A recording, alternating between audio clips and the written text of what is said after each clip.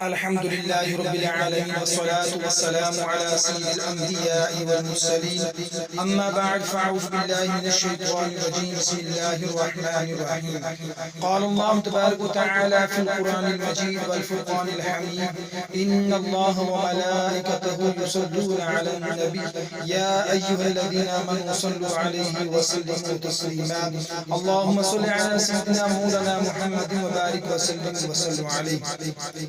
موزی سامعین، رمضان شریف کا یہ تیسرا عشرہ ہے اور اس کی دعا یہ ہے: اے اللہ ہم کو آگ کے عذاب سے بچا۔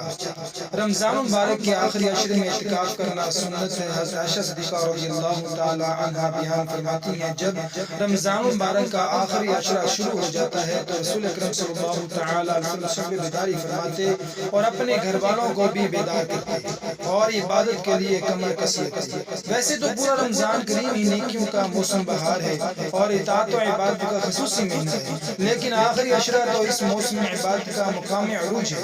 اس لیے ان 10 دنوں میں نبی کریم صلی اللہ تعالی علیہ وسلم بھی اعتکاف کرنے کا خصوصی اہتمام فرماتے تھے۔ اعتکاف سے مراد ہے کہ ماہ رمضان کے آخری 10 دنوں میں گھر چھوڑ کر مسجد کے اندر ہی قیام کیا جائے اور اللہ کی عبادت میں مشغول رہا جائے۔ اس طرح بندہ اللہ تبارک و تعالی کے قریب تر رہتا ہے۔ لیلۃ القدر کو تلاش کرنے اور اس کی برکات سے مستفید ہونے اور اعتکاف میں بیٹھنے والے شخص کو معتکف کہتے ہیں۔ اعتکاف میں بیٹھنے والوں کو مسجد سے نکلنے کی اجازت نہیں ہوتی سوائے قضاء حاجت یا کسی اور بے حد ضروری کام کے۔ معتکف کو اپنا زیادہ تر وقت قرآن مجید کی تلاوت، ذکر و فکر، نوافل کی ادائیگی، تسبیح اور اللہ تبارک و تعالی کی حمد و ثنا میں گزارنا بے حد ضروری ہے۔ حضرت ابو سعید خدری رضی اللہ تعالیٰ عنہ سے روایت ہے، رسول اکرم صلی اللہ تعالی علیہ وسلم نے فرمایا: شب قدر کو آخری 10 راتوں میں سے ہر تاک رات میں تلاش کرو۔ مسجد اللہ تعالیٰ کا گھر ہے اور اس دروازے پر سوالی بن کر بیٹھ جانا بہت ہی بڑی سعادت ہے۔ علماء کرام فرماتے ہیں کہ رمضان کریم کے آخری عشرے کا اعتکاف سنت کفایہ ہے۔ اگر محلے کے کچھ لوگ اس سنت کو ادا کریں تو مسجد کا حق جو تمام محلوں پر لازم ملزوم ہے ادا ہو جائے گا۔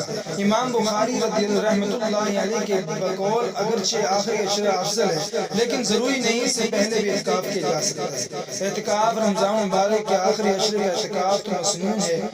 ویسے مستحب یہ ہے کہ جب بھی آدمی مسجد میں جائے تو جتنی دیر مسجد میں رہنے کا ارادہ ہو اعتکاف کی نیت کر لینا چاہیے۔ عبادات دراصل 2 طرح کی ہے، ایک عبادت جسمانی ہے اور ایک مالی، اور دونوں باتوں کے نمونے ہمارے سامنے موجود ہیں۔ نماز اور روزے کا شمار جسمانی عبادت میں ہوتا ہے، زکوٰۃ مالی عبادت کہلاتی ہے اور حج مالی اور جسمانی عبادت کا مجموعہ ہے۔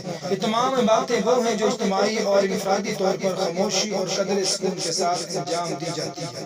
اس عشرہ آخر کو جہنم سے نجات کا عنوان بتایا گیا ہے۔ اس آخری عشرے میں ایک عام عبادت اعتکاف ہی ہے جو 20 روزے کے سورج غروب ہونے سے قبل شروع ہوتی ہے اور عید کا چاند دکھائی دینے کے بعد اس کا اختتام ہوتا ہے۔ اعتکاف کی عظمت اور فضیلت کا بیان تو حدیث نبی کریم صلی اللہ علیہ وسلم میں کئی جگہ پر آیا ہے۔ نبی کریم صلی اللہ تعالی علیہ وسلم کا ارشاد پاک ہے: رمضان کے 10 دن کا اعتکاف 2 حج اور 2 عمروں جیسا ہے۔ ایک اور موقع پر آپ صلی اللہ تعالی علیہ وسلم نے ارشاد فرمایا کہ جس نے اللہ کی رضا حاصل کرنے کے لیے اخلاص و ایمان کے ساتھ اعتکاف کیا تو اس کے گزشتہ صغیرہ کبیرہ گناہ معاف ہو جائیں گے۔ اس کے گزشتہ صغیرہ گناہ معاف ہو جائیں گے۔ اس ماہ مبارک کی فیض و برکات سے جو لوگ واقف ہیں اور وہ رمضان مبارک میں عبادت کا کوئی موقع اور لمحہ ضائع نہیں کرتے، کیونکہ رمضان شریف تو آتا اس لیے ہے کہ اللہ کے دیے ہوئے انعامات سے زیادہ حصہ حاصل کیا جائے، گناہوں سے توبہ کی جائے، برائیوں کے نہ کرنے کا عہد کیا جائے اور اللہ سے اپنے لیے دینی دنیاوی فلاح کی دعائیں کی جائے۔ وہ خالق کائنات ہے اور ہماری جائز اور ہر حلال دعا کو بھی کبھی رد نہیں کرتا۔ تمام شرائط اور خاص کر خشوع و خضوع کے ساتھ دعائیں مانگی جائیں تو پروانہ قبولیت عطا کر دیا جائے۔ اللہ رب العزت ہم سب کو رمضان مبارک کی فیض و برکات سمیٹنے اور زیادہ سے زیادہ عبادت میں اپنا حصہ ڈالنے کی توفیق عطا فرمائے۔ آمین بجاہ النبی الامین صلی اللہ تعالی علیہ وسلم۔